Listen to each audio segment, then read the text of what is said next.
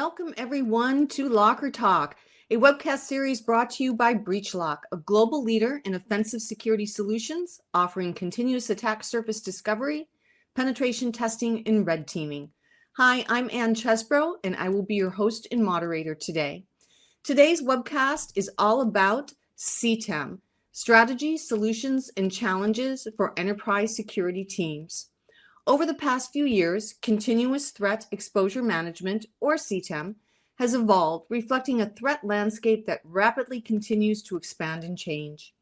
In this webcast, we will discuss how a proactive, more concise, and forward-looking strategy has grown out of CTEM. Our guest experts will detail the 3 new profiles associated with CTEM and recently introduced by Gartner, how these fit together, and the benefits as well as the challenges enterprises will face when trying to operationalize this approach. Before I introduce our guest speakers, I'd like to go over a few logistics. If you have any questions during the discussion, please feel free to put them in the chat and we will try to answer them. We will also take some time at the end of the webcast to take questions from our audience. Lastly, today's webcast is being recorded live and will be made available on demand at breachlock.com after this live airing. And now I am excited to introduce our guest speakers. Our first speaker is Himanshu Nautiyal. Himanshu is one of the founding team members and early employees of BreachLock. With over 20 years of experience in cybersecurity, Himanshu has played a critical role in helping to shape BreachLock's vision and go-to-market strategy alongside the founder and CEO. Himanshu has served in leadership roles in world-renowned companies like IBM and Deloitte, and serves as a keynote speaker in the cybersecurity industry, including offensive security and enterprise security risk management. Welcome, Himanshu. Thank you for joining us today. Hi, Ann. Thanks for having me. Our pleasure. And our next guest speaker is Joanna Burkey. I must say, Joanna is one of my favorite people. However, Joanna has spent almost 30 years in cybersecurity and technology, spanning engineering, strategy, and digital transformation. She served as the former CISO for Hewlett-Packard and Siemens, and currently serves as a senior analyst at TAG Cyber, an independent director at Beyond, and the Reliability First Corporation. Joanna is the founder of Flat Rock Advisories and provides strategic consultant services to multiple global enterprises. She currently resides in Austin, Texas. Welcome, Joanna, and thanks for joining us today. Thank you both so much. I'm really honored to be here. So let's get started. Himanshu, I'm going to start with you and pose the first question. The industry has seen a rapid evolution in the past year as the threat landscape continues to expand and change. What led to these changes in your opinion, and how do you view CTEM today? Great question, Ann. So to respond to that, I would take a step back and look at the past, how the vulnerability management solutions and frameworks evolved, and why do we see emergence of CTEM as a response to the new realities we live in today, right? So if you go a few decades back, when vulnerability management framework solutions started evolving, it was always, the approach was very periodic in nature, point in time in nature. So you wanted to get a view of your exposure from a security risk perspective, but how you approach that was always with a periodic scan, a periodic pen test, a periodic red teaming exercise, which has very low adoption even today because of the nature of the framework itself.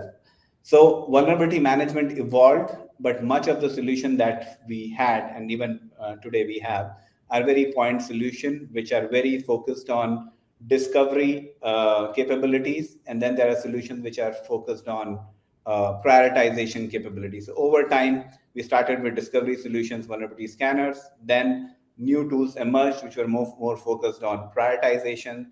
And the security leaders have number of solutions which solve part of their problem, and none of them give them a real-time way of being on top of the exposure their organization is facing. So that's the past.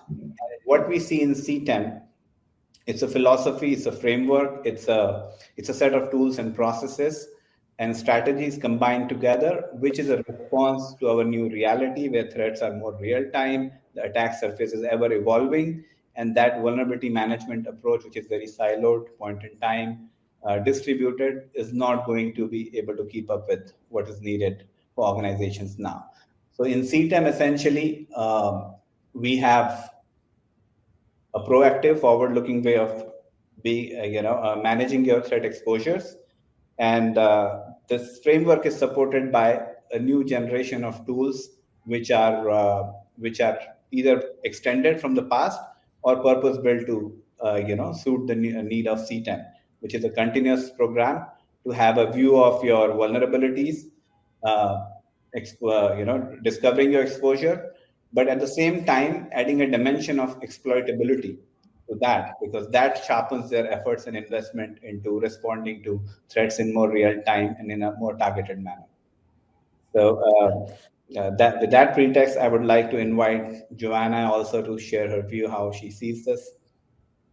Yeah, so I think Joanna, as Himanshu has outlined, recently there have been changes in how the industry is now defining and approaching CTEM, and Himanshu was very good at outlining that. It's certainly more proactive as we get more into offensive security. But recently, 3 new profiles have been introduced and now define CTEM, so we're seeing another evolution. And threat exposure management, exposure assessment platforms, or what we're calling EAPs, and adversarial exposure validation solutions. So 3 new profiles. Help us understand this strategy and how these profiles and these acronyms fit together based on what Himanshu has just said. Right. Yeah. It's always good to be able to dimension these things in our mind. And by the way, I need to ask real quick, has my camera decided to not work any longer? That's okay. I would just continue. All right, talking. excellent. You look Y'all great. can get a great view of me while I talk. Being able to dimension these new functions, I think, is a huge part of the practitioner deciding on the right strategy to approach them. As Himanshu outlined, these are super critical areas that have been very siloed in the past for almost all practitioners. And as we look at these new names and these ways of calling things, what I'd like to highlight here is a little bit how they fit together and what they are. It's really tempting when Gartner rolls out new terms to think, oh, we have 3 new terms here. They must be 3 new functions that all sit in parallel with each other. Actually, the way to think about these new target areas is at the high level, threat exposure management is your strategy. This is really the concept that over the last years, and in the last 10 years that I was a practitioner, we focused on how do we understand the threats that really matter to our enterprise? And how do we understand that so what? The idea of threat exposure management is that broad domain. It encompasses all sorts of tools and innovations, but it's really solidifying the idea that practitioners now need to have a proactive, forward-looking strategy with modernized tools. So great. So we've got threat exposure management at the top, at this umbrella level. Underneath threat exposure management, we have exposure assessment platforms.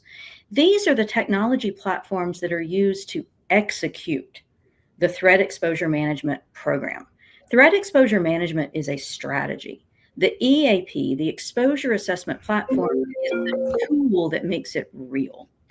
And that often focuses on vulnerability assessment, it's vulnerability prioritization, it's understanding where to look, when, and how. So to really make TEM real. The third piece of this, adversarial exposure validation. Theoretically, you could have a threat exposure management platform that was really internally facing only. You could use an exposure assessment platform to understand your vulnerabilities, to prioritize, and therefore take action. But adversarial exposure validation makes this all actually real because it brings in the offensive security complement to these defensive elements. These defensive elements are very internally facing. They're super important. You can't have a strategy without them. But similarly, you shouldn't have a strategy without the offensive elements.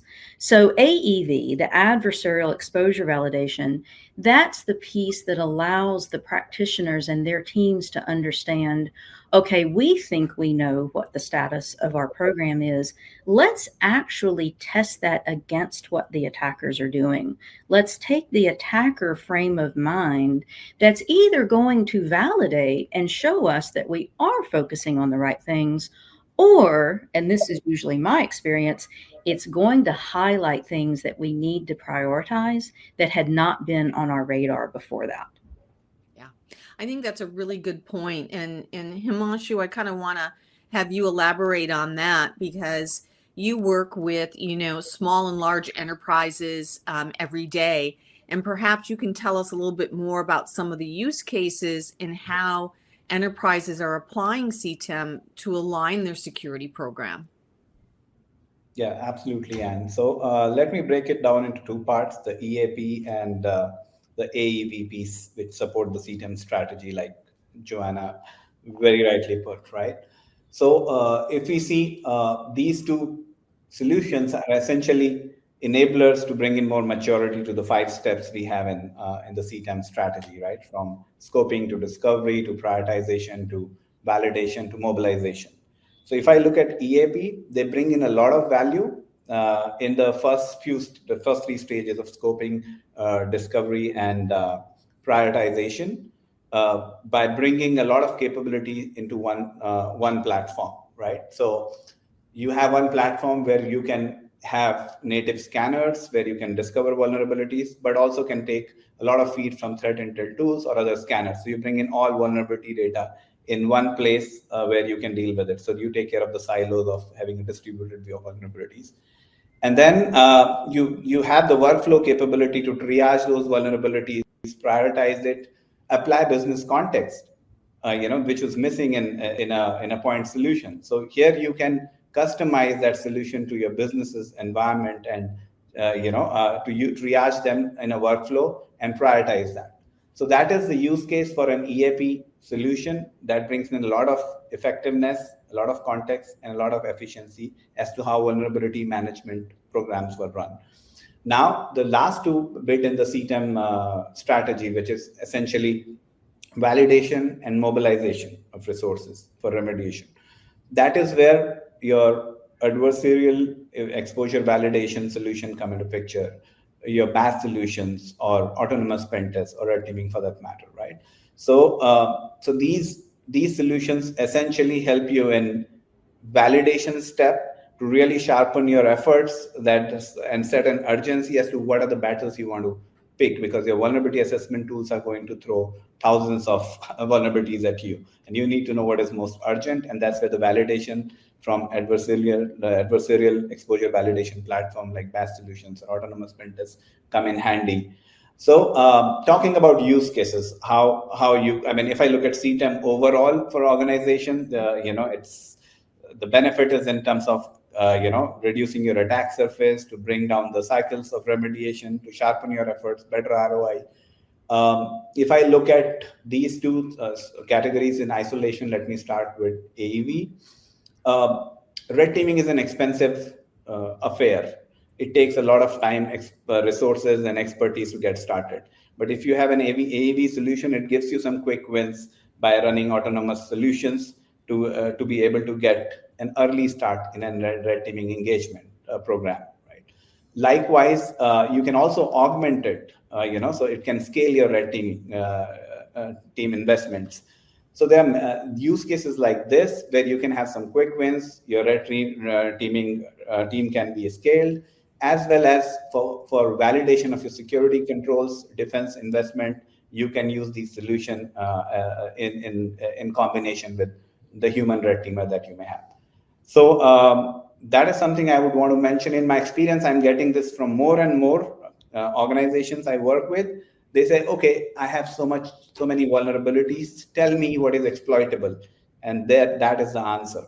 These solutions are a good way as part of CTEM strategy to get an answer to that. Yeah, I couldn't agree more. When we look at, pen testing as a service, continuous pen testing, or human delivered. We've got BAS, we've got red teaming. We've got some great proactive or offensive security solutions that really kind of, meet the CTEM approach.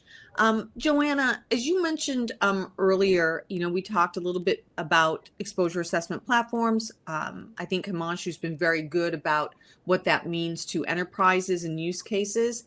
So we talk about tool consolidation, and that sounds easy. However, as a practitioner, what are some of the challenges in operationalizing adversarial emulation in a more consolidated way? It traditionally, interestingly enough, adversarial emulation, it's really only now that we have a term for all of the buckets that make up what is adversarial emulation. When I started in this field 30 years ago, it was all about who is attacking you and how. But there were so many different ways that an enterprise had to try to figure that out. And so organically over time, these different ways became established. The idea of having a red team came into being. The idea that we're going to have a red team, we're going to periodically combine our red and blue teams and make a purple team, that became a piece of the cyber practitioner strategy. Focusing on dedicated, often third party, under the 3 I's approach, penetration testing was something that came up organically. Generally, having this external focus to complement and maybe find things your red team didn't find. The idea of breach and attack surface analysis grew up again organically with this idea of, wow, we really need to understand what does the person outside our enterprise see? We think we know what we see. What do they see? So you had all these pieces, and they were all a little bit different in who would do them, even what part of the budget did it come out of. It's only over the last few years and through innovations like what BreachLock is offering that this started to become a holistic concept, now called adversarial emulation. So challenge number one, the CISO either is dealing with a fragmented approach to this because of historical reasons, and fragmented is one of the best words that a practitioner wants to hear because it generally means you've got disparate tools, you probably have disparate people, and even, if your company or your enterprise is large enough, you're going to have these things happening in different places as well. So that fragmented sort of grassroots organic nature of the topic really led to bringing it all together being a big challenge on the practitioner's part. And I'm really excited now to see us talking about it and using tools and terms that bring all those pieces together, because I think that's finally going to give some power to the CISO and to their team. Whereas before it sort of felt like you were cat herding, and now it can turn into more of, no, we've got the herd of cats and we're directing where they go and what they do. Yeah. In Himanshu, we have a term that we use here, and you've heard it, based on what Joanna said in that holistic approach. It's like we're almost bringing the fight back to the attackers. And so talk a little bit about that, Himanshu, in your tactical experience with that.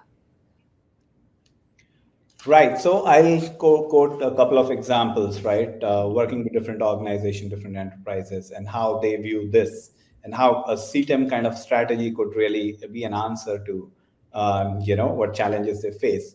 So a lot of organizations I work with, they're still stuck in the past, and trust me, it's so difficult for an organization to get rid of past because they have to carry the legacy. It's difficult for them to change. So red team budget and pen test budget for most organization I work with does not roll up to the same chain of command. What it means is that even if there is a wonderful solution available in the market, which probably is talking about bringing everything together, organizationally it's going to be a challenge for them to bring that together. But they will have to do that journey, because if they have to really have a holistic approach, a united front to beat the bad guys and be ahead of them, there is no alternative to that. And these tools can actually be an enabler in that journey. one platform, for example, EAP could actually bring in a lot of context in one place. Of course, they will have to run change management program to adopt and make use of the solutions that are available now under a CTEM framework. But once they do that journey, it will become much more easier, and these tools can actually help them do that journey faster with the integrations available to them. Native to the platform, out of the box integrations available with most threat intel platform. It's easy to bring in an EAP and consolidate all your tool set into one. You will have to run some change management program with your different stakeholders so that they come together. Of course, there will be consolidation on budget side. They need to do that, some reorg happening.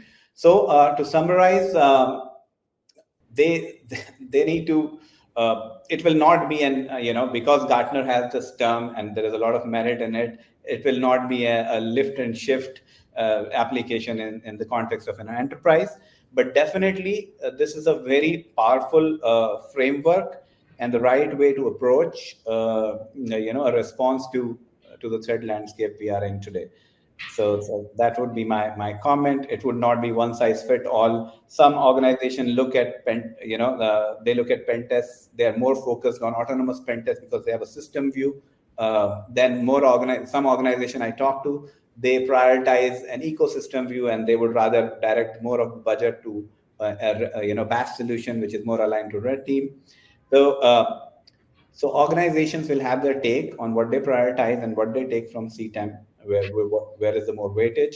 But it will be an interesting phase to see how this CTEM strategies adopted and solutions are adopted by different organizations. But it's definitely the right direction in my experience, and it will help a lot of clients and organizations I work with.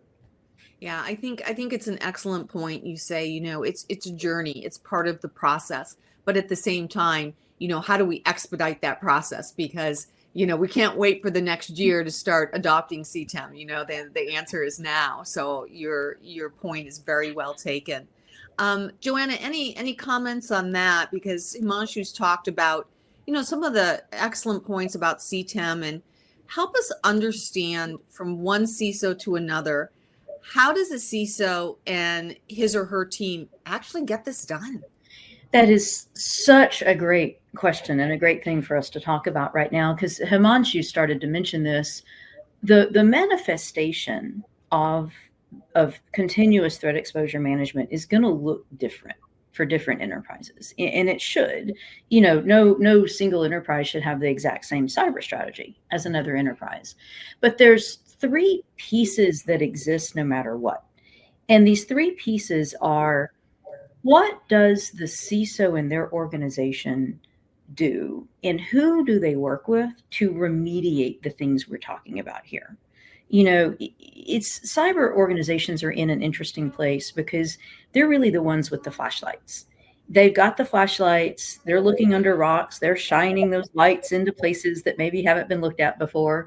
Tools like BreachLock are helping them tremendously sharpen and narrow where to shine that flashlight. But the operational reality on the ground is, once something is found and prioritized, it rarely is actually fixed at an operational level by the cyber team. For example, findings through your adversarial emulation process are probably at some level going to go to maybe your IT organization. They're going to go to your product development organization. Maybe they go to your finance team that's running your ERP. The adversarial emulation is going to uncover a potential weakness in what the company does. So the people who do that function in the company are going to be the ones to make it real, to make that better and stronger. For vulnerability assessment and vulnerability prioritization and remediation, the so what is so difficult. Over the years, CISOs have gotten so much data around vulnerabilities, but so little of it has been actionable because the context has been missing. The true prioritization, we all know you can't just go off of CVSS anymore. You've got to have real prioritization. You need to understand what's really exploitable at your company. Without any of that, the CISO is showing up to the IT team and saying, hey, here's 932,000 vulnerabilities. And the IT team looks at them and goes, great, where do I start? And the CISO kind of goes, with all 932,000. And the conversation is a little difficult at that point. So, that's the second element to how is this made real? The CISO in their org have to go to IT and give them actionable, so what data. And that is where tools like BreachLock finally bring in that contextual information that we've needed all along. And the third way that this whole strategy of CTEM gets actualized, in the past, a lot of it has been rolling out this conga line of tools. Oftentimes they are agents that had to go sit on every device. We had to make sure every possible place to shine the flashlight had not only an agent, but probably 3 or 4 supporting tools behind it. That is extremely unwieldy. And especially because your cyber team and your employee experience and your infrastructure are usually all taking little bits of managing these tools, it's extremely difficult. So now this third bit of what happens is what has to be deployed to get us the so what context. And the fact that BreachLock is now offering things that don't require that entire conga line of tools makes that third operationalized aspect so much easier. And, I'm looking forward to, I think we're very close to, or maybe we're even at the day where CISOs like me can look back on their years in the field and think, oh, thank goodness nobody has that level of bureaucracy anymore. They can just go get things done in the company. Yeah. Himanshu, I see you nodding your head there. I'm sure you have a bit to add to that. Completely agree to what Joanna just said, right? So there is a lot of power available with the new technology and solutions we have in the market now, as compared to the days of the past. So the future looks really promising with these solutions. We will have to find, every enterprise will have to find their own way of adopting these solutions. But yeah, that's definitely going to give a lot more simpler way, consolidated and faster way for them to be ahead in the game of offensive security. Sure. One thing, Himanshu, that I think of when you're talking, and I think it's a really positive evolution, is over the years too, you mentioned that penetration testing and red teaming would often live and exist in different silos. I've seen the same thing. And I've seen, vulnerability remediation also being in a different silo. We now, by consolidating and making the approach to threat exposure management more holistic, we're really empowering our SOC and our TDR teams for maximum effectiveness. And I have a lot of empathy for SOCs and for threat detection and response teams, because they're oftentimes the ones who need to have their fingers in all these data lakes, in all these tools. And they're the ones who really need to say, point the rest of the team, hey, go here.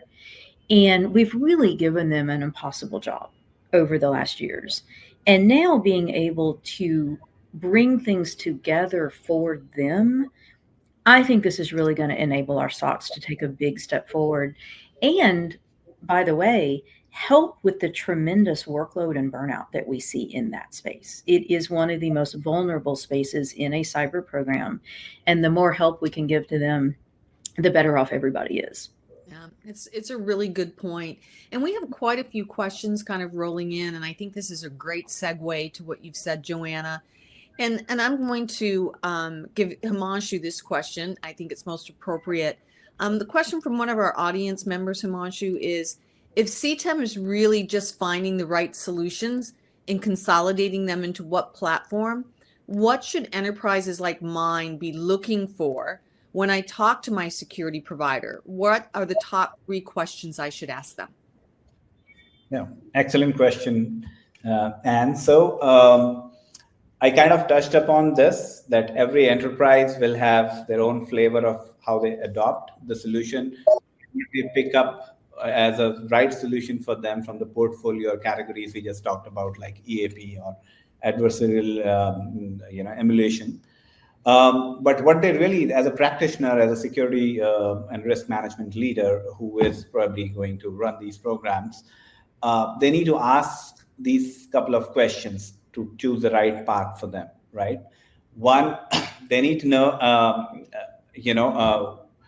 what is the current landscape looking like, and in that context, how do I bring it all together? So if they're thinking of adopting an EAP, they should already have mapped what kind of tools they have, how they plan to bring them together, and is the EAP solution you are looking for, will be a good consolidation approach without losing any capability you have, right? So that would be a good start point for them to from a solution, from a tooling perspective. Other thing, of course, would be organizational, because they will need, it's not the technology solution that a provider will give them. They also need to know, organizationally, how they are going to reorganize themselves to be part of the CTEM program, how they align their own teams, practitioner together, how they prepare them to adopt and use the capability that these consolidated and powerful autonomous platform offer now. And third thing, of course, would be to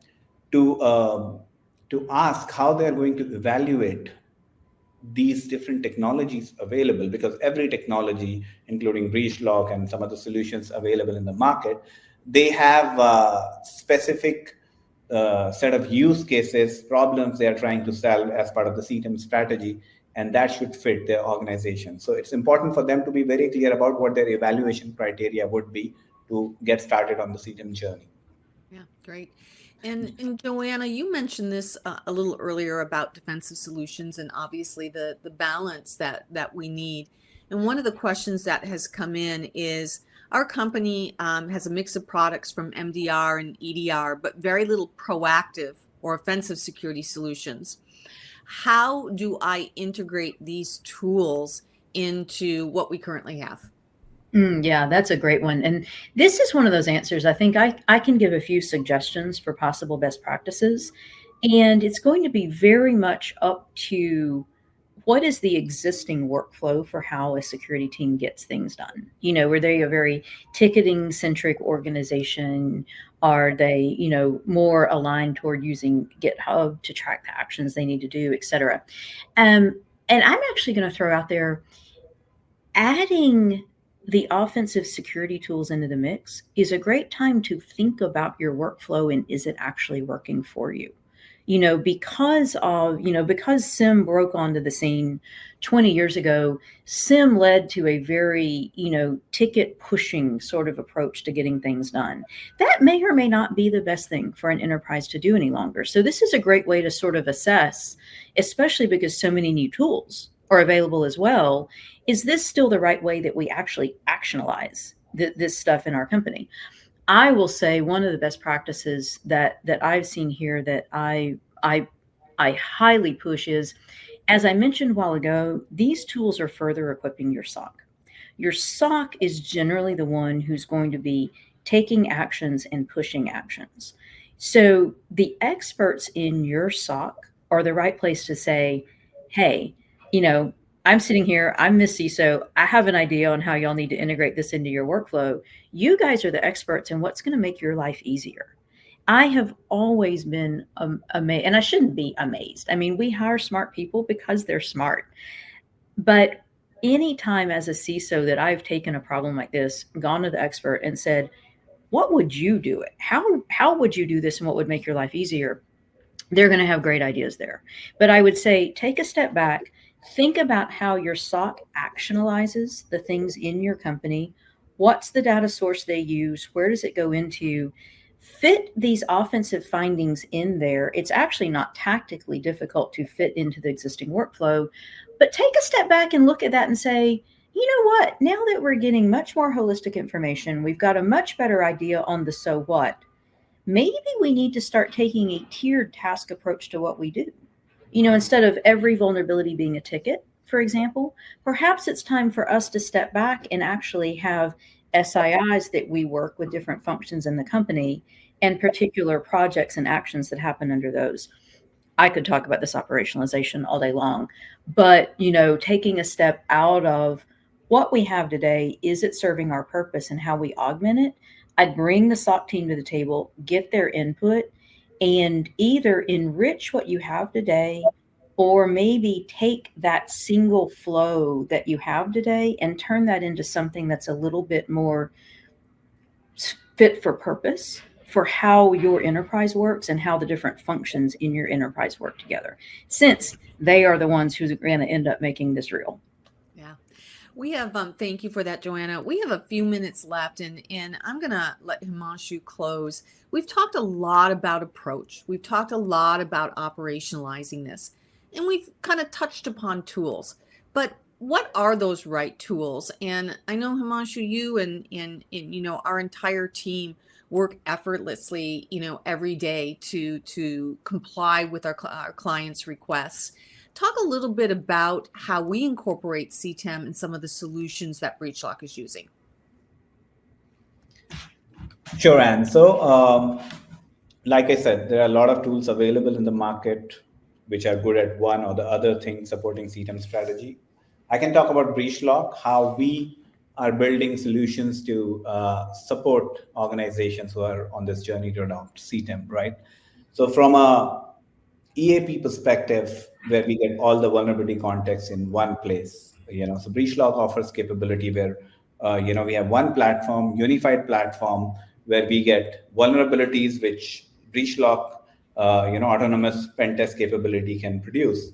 So it is not only producing vulnerability and a lot of noise with the volume, but it is taking an evidence-based approach. So it is taking it next level where you have an evidence, so you can contextualize it more, and you can filter out what is noise and what is useful, what is meaty in that, right? So that's what we are doing. We are building solutions where we can support the goal of CTEM in giving more contextualized information to organizations in one platform. You know, also on the roadmap, we have capabilities to bring in, you know, red teaming capabilities and all in a single platform. We already have asset discovery capability. So you have one platform where you can discover your IT threat tech landscape, all your assets, probably your shadow IT, which you're not aware of, the SSL certificate and whatnot. So all that context is there for your assets. Context for vulnerability is there, including evidence, so you know what is actionable vulnerability. Of course, you have the prioritization available in there. You have workflow capabilities, and then you also have add to that PTAS, which is a modern way of doing pen testing. So you can choose the assets in the context of their criticality, as well as your vulnerability in the context of evidence with autonomous pen test, and then you can handpick what you want to take on the exploitation journey and put it in a pen testing flow or a red teaming flow. So these capabilities can really help organizations, integrate a solution like BreachLock into their CTEM program. Terrific, terrific. Joanna, any closing comments from you before we move forward? You know, I mentioned a while ago, I'm really excited about these innovations and evolutions in the industry, because I really do believe CISOs are going to look back at the experience of people like me who, you know, been doing this for 30 years and think, you know, wow, they were building buildings and having to make the bricks themselves. And now I think we're in a future where the bricks come on the truck and you structure them in the way that works for your enterprise. And that's a really big step forward. It sounds so simple, but it has been such a struggle from the practitioner perspective to, out of all the data we have, all of the priorities you know need to happen, all of the things on the to-do list, sharpening that focus, knowing where to go and why you're doing it, has really been an intractable problem. So I'm excited to see innovations that help truly focus and, you know, narrow where those flashlights go. I think it's going to be wonderful too for the way that the cyber teams are able to work within their own companies. Like I mentioned earlier, the CISO rolls to the table with IT and says, you have 932,000 vulnerabilities. That's not really making the relationship between cyber and IT any better.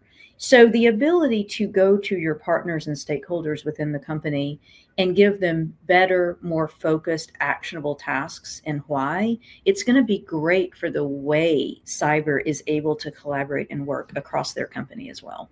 Terrific. Thank you. So that concludes our webcast today on CTEM strategy, solutions, and challenges for enterprise teams.